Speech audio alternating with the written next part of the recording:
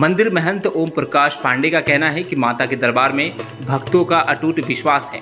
चाहे चैत्र नवरात्र हो या शारदीय नवरात्र, यहाँ हर मौके पर दर्शन करने वालों की भीड़ लगी रहती है। आज से शारदीय नवरात्र शुरू हुआ है और इस समय हम शक्तिपीठ मां लेहड़ा देवी के मंदिर पे हैं। मेरे साथ यहाँ के पुजारी ओम प्रकाश जी हैं बातचीत करने के लिए। हम जानते हैं यहाँ की क्या मान्यता है, यहाँ कहाँ से लोग आते हैं। बाबा, सबसे पहले आपको नवरात्र की बधाई। धन्यवाद। यहाँ कहाँ से लोग आते हैं, यहाँ की क्या मान्यताएं हैं? यहाँ पर जो है पूर्वांचल के समस्त जिलों से और पड़ोसी राष्ट्र नेपाल से भी लोगों का, भक्तों का आना जाना हमेशा लगा रहता है।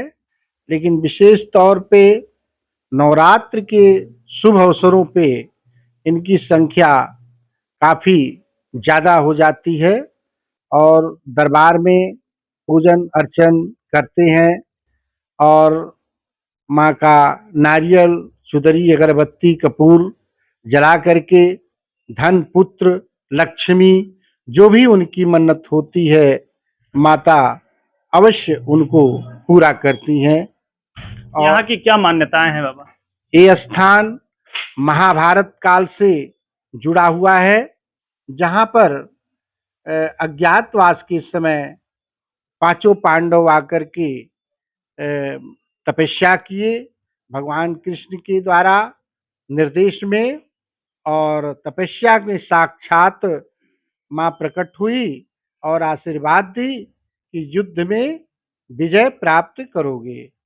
इस तरह से समय बीतता गया और फिर माता के समीप ही नाव, नदी बहती थी और उसमें नाव चलता था। एक नाविक था, तो वह दुर्भावना पूर्ण था, यात्रियों के साथ दुर्भावना रखता था, तो माता को देखा नहीं गया।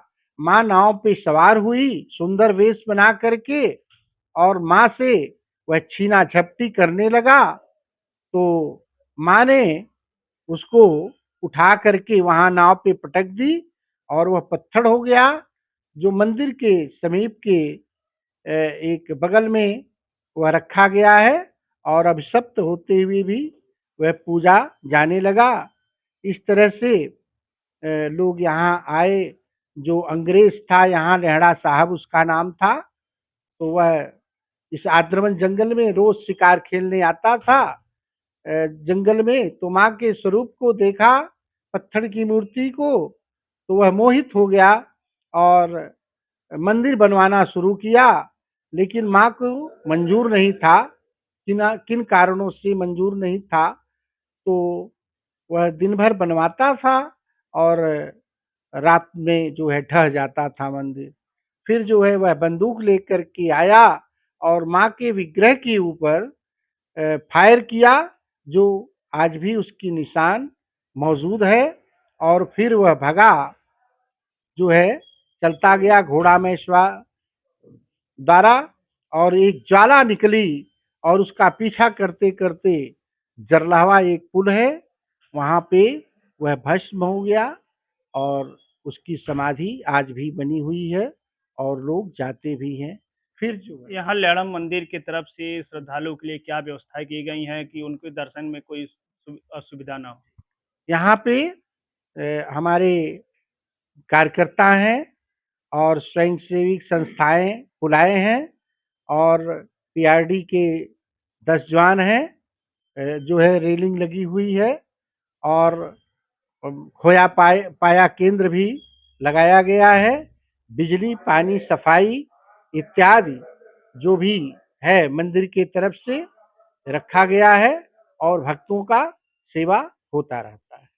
ये थे मंदिर के पुजारी ओम प्रकाश जी। इनका साफ कहना है कि जो भी भक्त यहाँ पे अपनी सच्ची मुरादें लेके आते हैं, माँ उनकी मुरादें पूरी करती हैं। नवरात्र के अवसर पर मंदिर परिसर और आसपास में मेले का भी आयोजन होता है, जहां से लोग अपनी जरूरत का सामान खरीदते हैं। घंटों लाइन में खड़े रहने के बाद भी भक्तों के चेहरे पर थकान नहीं, बल्कि माता के दर्शन की खुशी साफ झलकती है। दर्शन किए हैं, सुरक्षा व्यवस्था क्या? लेहड़ा मंदिर पर नवरात्रि के प्रथम दिवस पर सुरक्षा का पर्याप्त बंदोबस्त रखे गए हैं और सभी सुरक्षाकर्मी यहाँ अलर्ट मोड पर मुस्तैद मिले हैं सीसीटीवी कैमरे की व्यवस्था की गई है। कई जगह से निगरानी की जा रही है। कई बिंदु ऐसे चिन्हित किए गए हैं जहां पर जो संवेदनशील और भीड़ के लिहाज से काफ़ी महत्वपूर्ण बिंदु हैं, उन सभी जगहों को सीसीटीवी के जरिए कवरेज के लिया गया है। इसके अतिरिक्त सादा कपड़ों में भी हमने ड्यूटी लगाई है और महिलाओं के लिए पृथक लाइन की व्यवस्था की गई है ताकि किसी तरह की कोई अप्रिय स्थिति का सामना न करना पड़े। और महिला पुलिसकर्मियों को भी यहाँ पर्याप्त संख्या में तैनात किया गया है ताकि किसी तरह की कोई दुर्घटना ना हो। सर, रास्ते में जंगल पड़ता है, उसको यातायात व्यवस्था के लिए किस तरह जो जंगल वाला एरिया है वहाँ हमने पीआरपी मुस्तैद की है और सादा कपड़ों में भी उस तरफ भी ड्यूटी लगाई गई है और कुछ पॉइंट्स जो चिन्हित किए गए वहाँ पर सीसीटीवी लगाए गए हैं। इतिहास के पन्नों में भी इस मंदिर का उल्लेख मिलता है। कुल मिलाकर मां लेहड़ा देवी मंदिर सिर्फ आस्था का केंद्र नहीं बल्कि इतिहास और परंपरा से जुड़ा एक ऐसा स्थल है जहां भक्तों की भीड़ साल भर लगी रहती है और नवरात्र में यह स्थल श्रद्धालुओं के लिए भी खास बन जाता है। Bureau report, dynamite news, Maharajganj.